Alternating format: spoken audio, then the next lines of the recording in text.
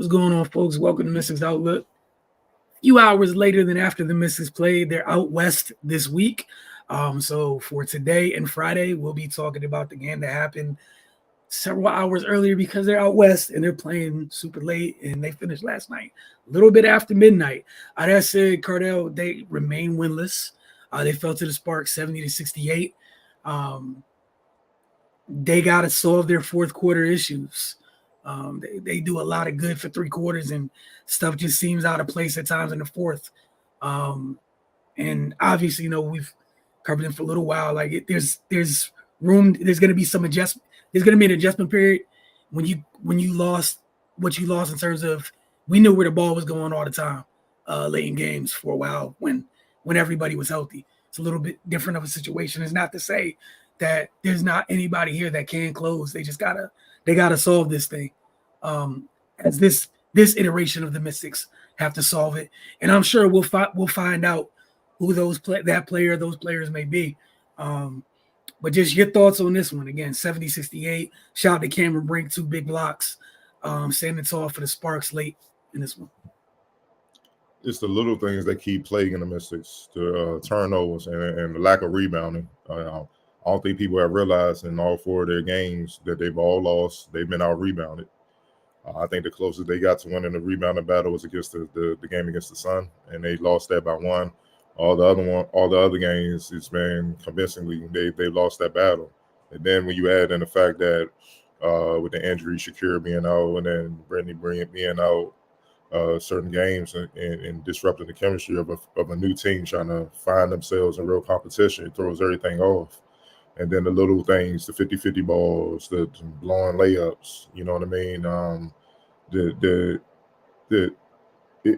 It just comes back to bite them because their losses haven't been like beatdowns. They've been close losses, and close losses, it usually comes to you not handling the little things, the keyboards, turnovers at the wrong time, giving up second chance points. Loose ball on the ground, you don't get it, they get it. You get extra possessions to beat you, and that's literally been the distance. I mean, the difference. Like on a night when everybody can shoot 3 for 13, Sam, you've seen Carly's 4 for 10, Shakira's 5 for 14. Obviously, no Brittany sites. You still had a chance to win this game, but when I look at the rebounding, you lost it 33-28. The assists were pretty decent and whatnot. You turned them over 28 times. 28 times, but you turned the ball over 19, so you gave it back a lot. You see what I'm saying? But the thing that also is disturbing that they can't hit threes. They 32%, 8 of 25. Matter of fact, for the rebounds, I'll go back to the rebounds. They're dead last in the WNBA in rebounding. Dead last, they're 12. That's gonna be hard to pull off wins. It's going to be hard. It's just you cannot not rebound in this league. You know what I mean? With all these trees and these talented ladies, and how tough and rugged it is in the paint, you have to rebound the ball, especially when you're not shooting the ball well. It's just common sense, and that was the recipe. Last night, and look, the defense.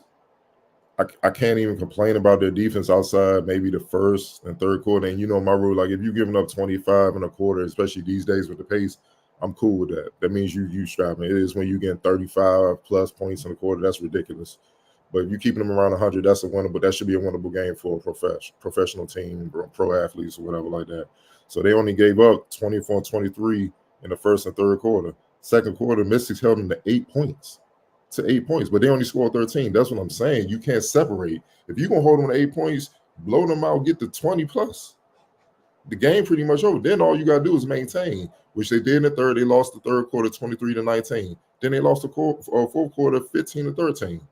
Again, the Mystics are playing with winning effort, a winning mentality. They're leading with defense. Like preseason, I think that's going to be the identity of this team.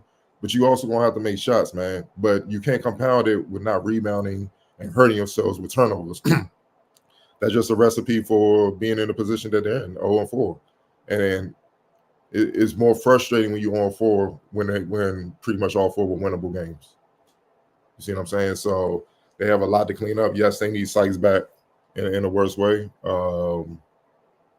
You know, Van Loo has been a godsend. Y'all was kind of worried about the point guard deal, but she's fully capable of handling it. I think she did a good job of, pacing the game and controlling the game for the Mystics, putting them in a winning position, and that's all you could do for a rookie. But even though she's a veteran rookie, she played a long time overseas. That's all you could do. She had 12 points and 9 assists. The 4 turnovers, from my take, 1 or 2 bit much, but you could live with it, man, because you got people averaging that. But the defensive lapses, the fouls, you know what I mean? It hurt, especially in the front court. Dolson got 4. Atkins had 5. Leah Edwards, rookie, she had 4. Now you got to go small, and that's when you get punished on the boards. That's when you're giving up easy shots inside. And the Sparks, credit in them, they were able to capitalize, man. It is what it is. The Sparks backcourt, they outplayed them. They got the edge in this game. Hamby went crazy. 17, 18, and 4. She was dominant. Before you even say it, she definitely was a player of the game. That's easy. She's putting up, Moses Malone numbers. She was dominant, and she's the one that got Dolson and the Rook got him in foul trouble. You know what I mean? Because not only her size, but she can take you outside as well. She can kill you both ways, inside and out. So, and she can hold up defensively. So, man, they got to correct the little things, or as teams grow on their own with chemistry and stuff like that, it's gonna be tougher and tougher to build up wins. Yeah, and to echo what you said, that's the most frustrating part is they're clamping folks. and I think one of the most perfect examples was midway through the third quarter. They're locked in on defense. They built a 10-point lead. A couple interesting decisions on offense, coupled with some turnovers. The Sparks respond that quick, and now they're on their heels. If you took care of business during that stretch, maybe like you said, you extend that 10-point lead to 15 and 17. It's a different game. But I mean, again, they're still learning each other and whatnot. But that's the part that has to hurt. You haven't got punched in any of these games. Mm-hmm. Even what's it called, the game against Seattle where the score is 84-75. They didn't get punched in that game. It was, folks, other teams executing late, and that's what even last night. I think before that final possession, there was like a couple possessions prior. There was offensive possession where they didn't get a shot up. Just not executing late. There's a fourth quarter issue. Just been really plaguing them. Want to shout out Ariel Atkins, like you mentioned, rough shooting night. She had 6 steals last night. It's a career high. With those 6 steals, she's now second all time in franchise history with 265. She passed Mo Curry, who is now third with 260. She has quite a ways to go to catch Elena Baird, who leads the franchise in steals at 364. That said, wow. 6 steals in a game when you're not shooting the ball well, you can still impact the game in other ways. Yes. She was beyond impressive on a defensive end last night. And not only you don't accidentally come up with 6 steals, they were timely steals as well. A couple of those steals were after her team turned the ball over, which negated that. And you mentioned the turnovers, right? Mm-hmm. I think for the most part this season, teams who turn the ball over more than Washington. Washington fails to capitalize on those turnovers more so than the other teams. And that, like you talk about the little things. If you turn me over more than I'm turning you over, but I'm scoring more off the times that I turn you over. Right. I'm not paying for my sin. Right.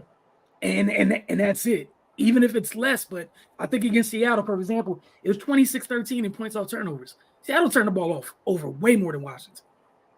That's game. But they capitalized on it. And again, those little things add up to big things. And I think another thing I would like to see it tighten up a little bit.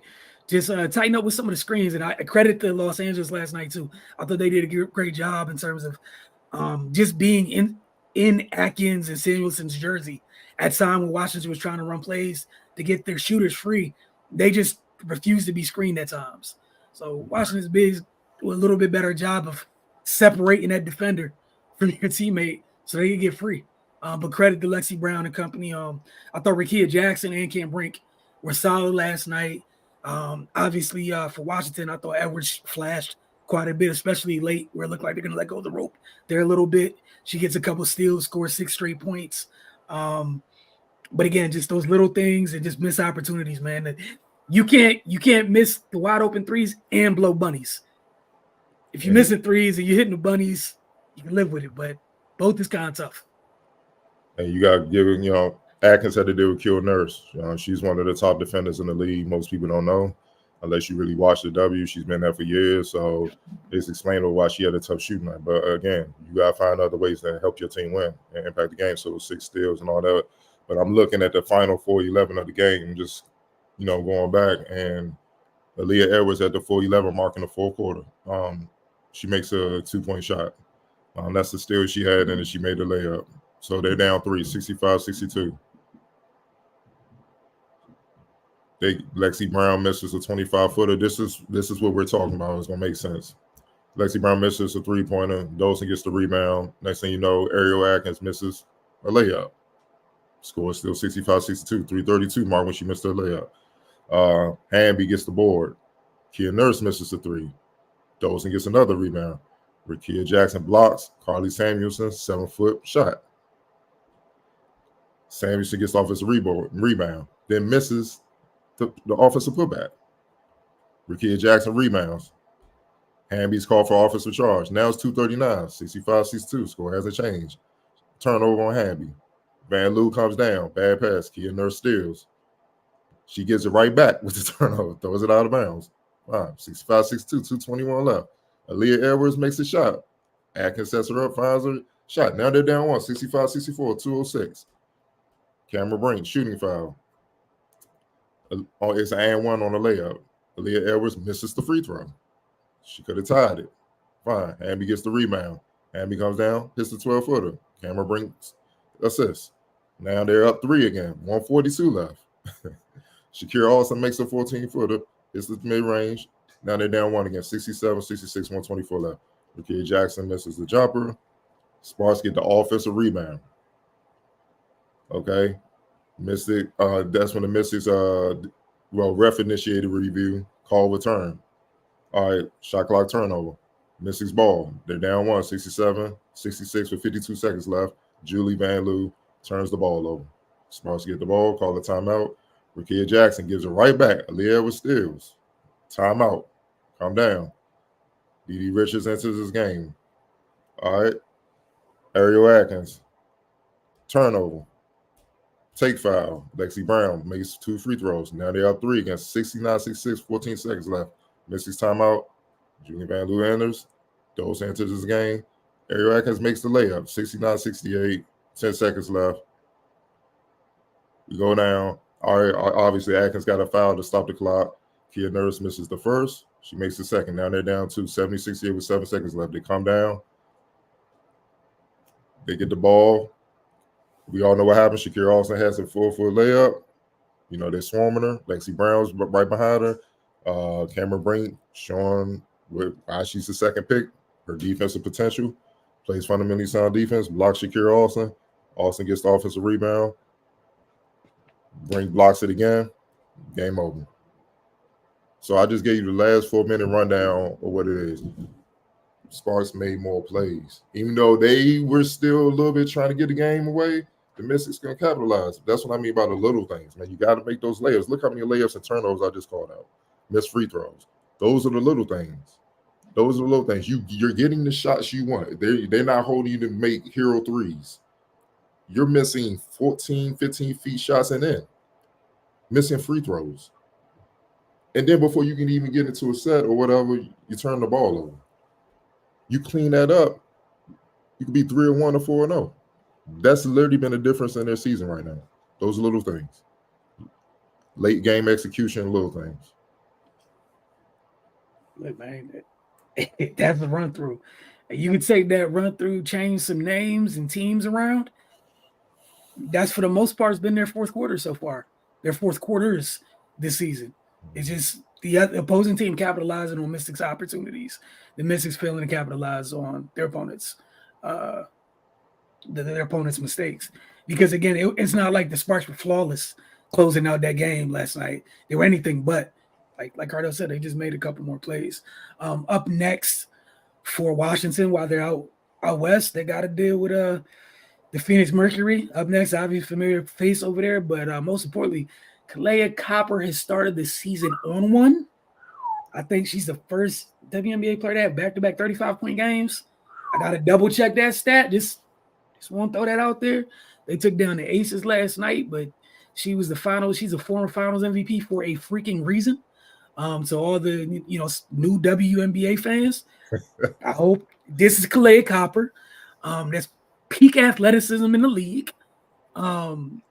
She loves the Mystics and a former Mystic. A former Mystic. Yep. So and you said she played for who now? She's on Phoenix. So right. It's another Mystic. Oh, Tasha Clouds out there. Yeah. So that's next game, right? Mm-hmm. That is Thursday night. Let's just say I hope Sykes play in that game. They're going to need it. It's going to need it. And like you said, I think the most important thing is it's tough, regardless of the sport, professional sports, having a new group, trying to find your rhythm with each other, and you have unfortunate injuries. Because it's like, you know what I'm saying? It's kind of a little setback because you're still learning with who's there, but it's not quite right. But again, despite all of that, all 4 games were winnable, man. We'll see how things go. As Cardell said, we definitely hope Brittany Sykes returns sooner than later because obviously, it's great seeing what Van Loo's provided. She ends up back on the second unit. It only makes the team a little bit better. Mm-hmm.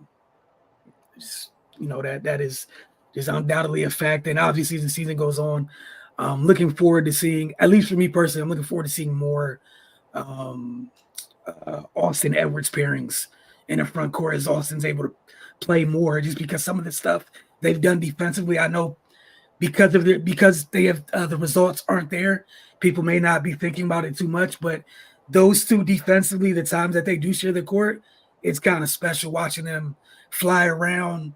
Washington literally able to switch a lot of things, or sometimes for the guards, like you got 2 bigs capable of covering ground. Mm-hmm. Unlike, that's kind of different than other pairings. Go ahead. Yeah, and I'm with you. And you starting to see the game slow down for Edwards. She understands how I can get mine. The defense. She understands how the refs are calling the game. She's adjusting fairly quickly. Like, I know last night, they're both first round picks, so it's kind of apparent. Battle. Headline is the battle of 2, high picks in the draft.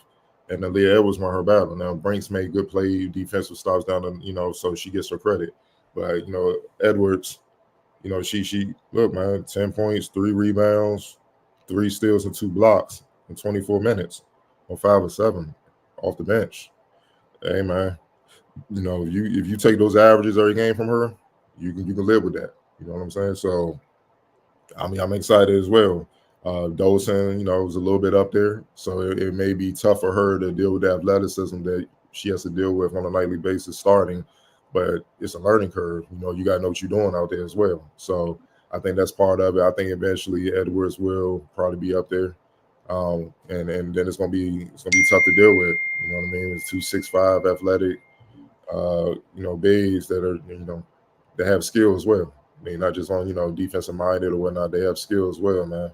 And then the screens and the rolling and the picking and popping that they can do, knocking out mid range or scoring inside, or even playmaking, kicking it out to open shooters it's gonna be tough to deal with.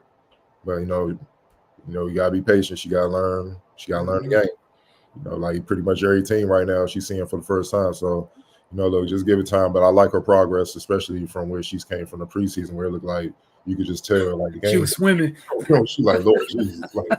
You could just tell, but she's coming around. And then lastly, shout out to her too. I shared the stat from Atkins earlier. I meant to mention this earlier. But Aaliyah's, she's currently on a streak. It's 4 games, small sample size. She's had at least 1 block in every game she's played in so far, which isn't a bad start to your rookie career as a big in the W. So getting on the court, you're at least blocking a shot. You could do far worse. But we look forward again. They take on the Mercury Thursday night. We'll be checking with y'all Friday morning, and then Saturday night when they play, we'll check in with you guys Saturday night after the game like normal. But y'all enjoy the rest of your day, and we'll see y'all soon.